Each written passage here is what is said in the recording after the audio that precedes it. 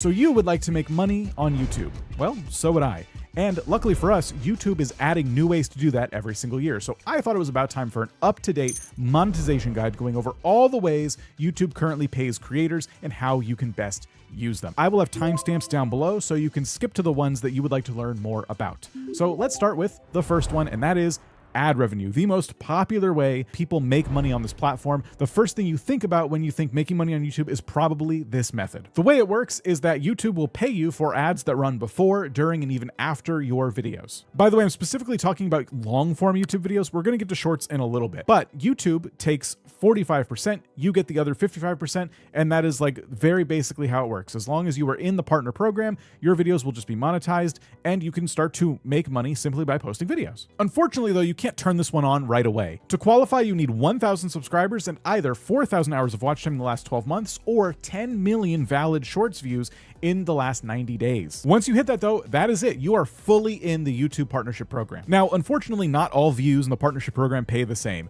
Depending on your niche and your audience, some videos might pay $20 for every 1,000 views, while other videos might pay 20 cents for every 1,000 views. So for some creators, ad revenue, even early on, can absolutely start paying some bills. For others, not so much. Like I said, it depends on audience and it depends on your niche. If your viewers live in a country where ad rates are generally higher, then advertisers will be paying more in those countries and therefore you will get a larger piece of the pie. But for example, if your audience is younger and advertisers aren't spending as much to reach that particular audience, there's just not as much to go around. And I want to clear up a common myth here too. Just because your videos are longer doesn't mean they're necessarily going to make more money. Sure, you can spam ads yourself in the video all throughout, but if users aren't watching the video long enough to even reach those points where you've placed an ad, they're not going to end up paying out anything. So when it comes to ad revenue and even getting yourself to the level where you can earn money from ad revenue, it's just about making the very best videos you possibly can and making them no shorter or no longer than they need to be. But that is just one piece of the puzzle, and we have a lot more methods to get to. Let's go into shorts real quick.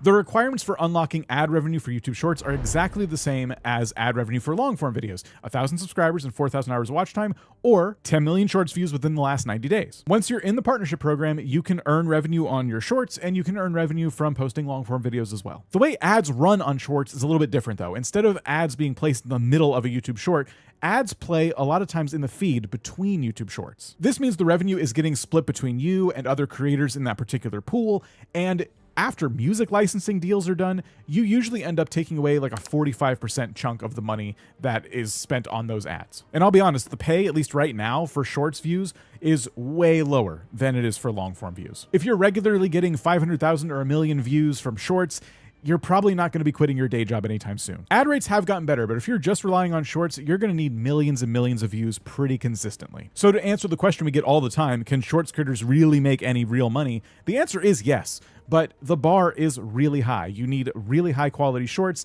that get a lot of views. The third method on the list is YouTube Premium revenue. The nice thing about this is that there are no extra requirements. You just need to be in the full YouTube partnership program. So again, 1,000 subscribers, 4,000 hours of watch time, or 10 million shorts views in 90 days, boom, partner program. And now you're also getting revenue from the YouTube Premium program. Basically, when someone with YouTube Premium watches your videos, they're not seeing an ad, which means there's no ad revenue to share. Instead, you get a cut of the money that they pay for their subscription to YouTube Premium. But the good news about this is that YouTube Premium viewers are typically paying more than you would normally get from an ad viewer. I just want to stress that just because people watch you with Premium, it's not going to double your YouTube ad revenue or your YouTube income overnight. But from what we've seen, in terms of your monthly total revenue, YouTube Premium can represent anywhere between like 5 and 15%. Now, before we dive into the next methods for making money, I need to clarify a new thing that happened a couple years ago when it comes to the YouTube partnership program that makes talking about this a little bit confusing. So in 2023, YouTube launched a brand new type of partnership program that is basically one step lower than the one we've been talking about up till now, where you need 1,000 subscribers and 4,000 hours of watch time. Essentially, once you hit 500 subscribers and 3 videos in the last 90 days, and either 3,000 hours of watch time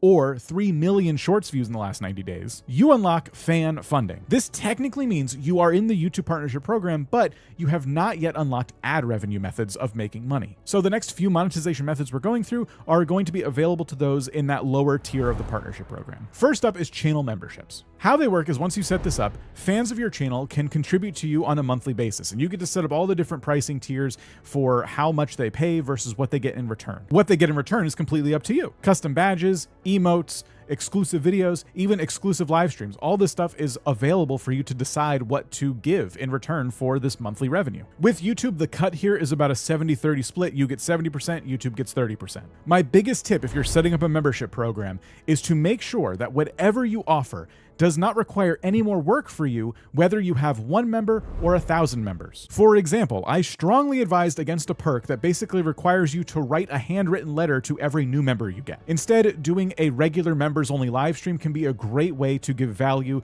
to any amount of members that you happen to have at that time. To determine what perks work the best, I would just look at other creators in your niche to see what they're offering, to see what the audience of this particular niche has come to expect from different membership programs. Next up, I'm going to combine these two, Super Chats and Super Stickers. These unlock at that 500 sub tier of the partnership program. And the way it works is that Super Chats basically exist while you're live. People can give you a certain amount of money, they can write a message, and that message will appear big and colorful in the chat. It'll also pin itself to the top depending on how much they donated, and that will determine how long it kind of stays pinned to your chat. I've seen people spend a couple bucks just to say hello or ask a question real quick, all the way to $100 just because people really enjoy supporting their favorite creators while they're live. YouTube takes its 30% cut of these as well, but they can be really great if you have an engaged audience who wants to support you financially. Super Stickers are basically the same thing, but they're a great alternative for someone who wants to support you, but they don't really want to write a message. And what'll happen is they send one and it's this little animated GIF that's just kind of hanging out in chat for a little while. Can small channels benefit from this? Absolutely. Even if you cater to 10 or 20 viewers, you might have people who are willing and able to super chat to you. My tip to you is to make sure you thank people who send you super chats. If they ask a question, absolutely answer that question. If you've ever been in a really large live stream with like thousands of people chatting, you might notice those creators don't really get to all their super chats. That is simply because some of them just make a lot of money and get a lot of super chats all at once, and it becomes very difficult to keep up. That does not mean you should follow that example. If you are a small channel and you have the ability to keep up with your super chats, you should absolutely do so. Number 7 is also in the super category, but this time it's called Super Thanks. They're unlocked at that lower level tier of the partnership program, and basically the way they work is if you have a video you've posted, somebody can leave a super thanks comment on the video. They're allowed to give anywhere between $2 all the way up to $500. And before you ask, no, I've not personally seen anybody give a $500 super thanks, but let me know in the comments if you have. If this is a feature you have, but you're finding people aren't using it, I would say not to push too hard, but maybe once in a while let people know that if they appreciate the content you're making, they can maybe leave a super thanks down below just to, show their appreciation. Personally though, if I were to ask someone to do anything, it would probably be to get them to watch another video. I think that's them being more likely to support me in the future rather than using my one ask per video, if I have that, on super thanks. Number 8 is YouTube Shopping. Think of it as YouTube's version of TikTok Shop. This one's pretty new, but right now you can attach products to videos, shorts, live streams, and people can actually find and buy those products from YouTube's page, and they don't have to Google anything. If someone does that, you get a cut of that sale. To have access to this feature though, you need to be in the top tier partnership program, that 1,000 subscriber, 4,000 hour threshold. From there, you can set up a shop through Shopify, Spreadshirt, Fourth Wall, or a service like that. From there, you can tag products directly within your content, and you can even set up a store tab on your YouTube channel. Do you have to have your own merch to use the shopping feature? No, actually you do not. You can actually tag approved products from different brands, and you can earn commissions off those sales. In fact, YouTube even has an affiliate program that offers creators with 15,000 subs or more to get paid 5 to 20% commissions every time their audience buys something. The tip here that I have for you is to make sure if you're using this that the product you're pitching is relevant to your audience. Fitness creators who tag a resistance band? Yeah, that seems to make sense. A gaming channel all of a sudden pitching you to buy a blender? Not so much. This is a relatively new feature, and I would argue it's kind of underused at the moment, so it could be a huge opportunity to make some money, but I would also caution that it's not the be-all end-all. Number 9 is YouTube Brand Connect, and this is where we get into sponsored content. This, though, is a built-in service that YouTube actually runs, where brands can come to you and offer you different deals for pitching their products or services in your videos. Instead of you reaching out to brands yourself, YouTube can set up the connection for you, basically. What you get from turning this on are more opportunities, because there are already brands who are looking for creators in your niche to promote their products or services. And YouTube is letting them use this tool to find you. For you, you get all these different tools that allow you to accept offers, manage the campaigns. You can even get your creator brief inside of YouTube Studio. Another thing you get is the custom media kit. And this could be something that you can basically print out from YouTube, and it has all of your channel metrics on there that a brand would be interested in. And from there, you can bring that to brands yourself to prove of where you're at on YouTube right now in terms of how many views you get, your demographics, things like that. In short, Brand Connect is here to take the headache away from finding brand deals and sponsorships. The contracts are standardized, the payments all go through YouTube, and you get to find sponsors without actually having to go and hunt for them. If this is something you decide to use though and you qualify for it, I'm going to caution you not to just take any brand deal just because you have the opportunity to. If you're a cooking channel, maybe promoting board games is not the right fit. A good example though is that if you were a channel that perhaps educated people on how to grow on YouTube and you happen to have a product that also helped people grow their channels and it happened to be called vidIQ, then maybe that would be like a good fit. And then what you could do is like on every video, you could like leave a link to that thing at the bottom and tell people it's like free. You can just try it. And yeah, there are paid tools too that kind of unlock a lot for you. And it can really offer a lot of insights and value. And you know, you could say the link is down below and it offers an exclusive deal to people who watch your videos. You'd say things like that, right? And it would provide value to the audience because it'd be a good fit because you would be a YouTube education channel providing an education product.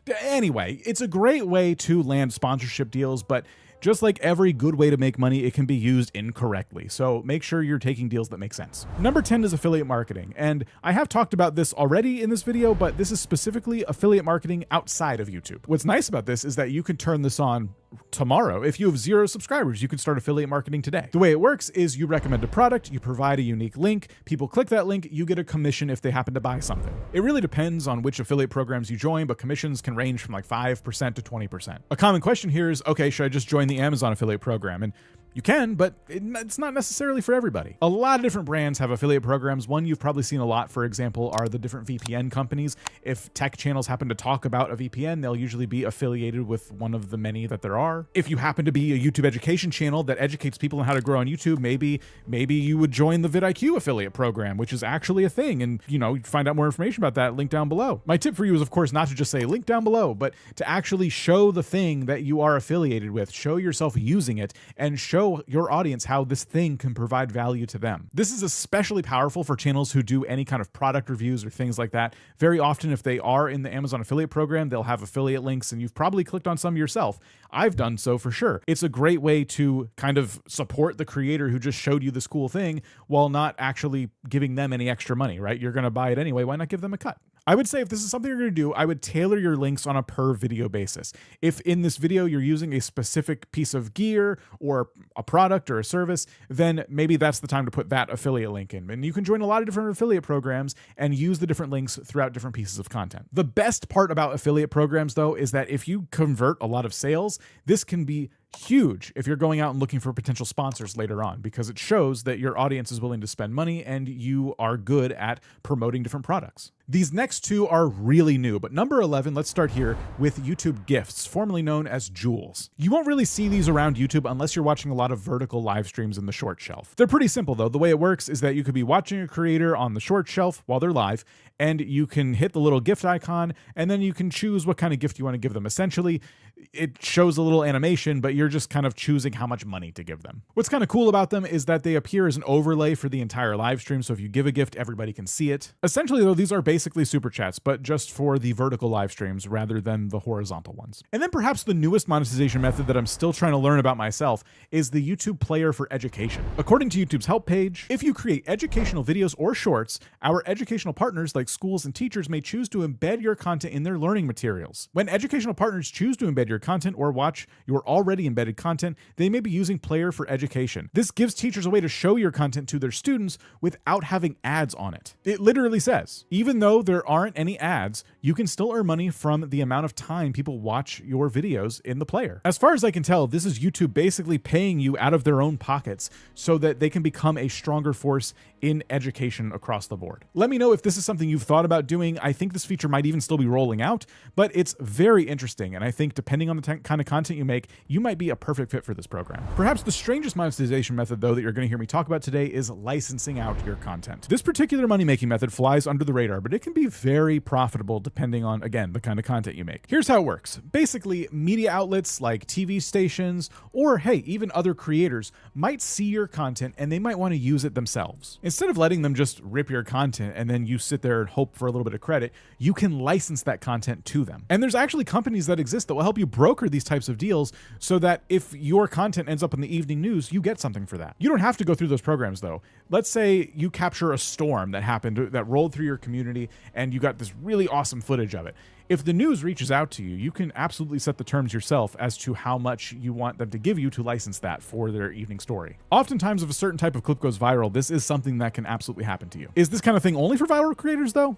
Absolutely not. Even niche stuff like really rare events or drone footage or very in-depth tutorials can be things that get licensed out. It's kind of like when people use stock footage, only this is like way more specific. Essentially, if you feel like the content you're capturing is really unique, then I would absolutely look into licensing it. So there you go, over a dozen different ways to make money on YouTube. The big takeaway here is that you don't need all of them. Try to figure out which ones work better for you. Maybe you hit monetization through the partnership program, maybe you start up a membership, maybe you have a couple affiliate links, and that's all you really have to do. You don't have to use all of these if you're overwhelmed. It is hard. Monetizing on YouTube is hard. Even getting there is difficult, and that's why this video is here for you, because if you're finding YouTube to be a struggle, hopefully this will make it a little bit easier.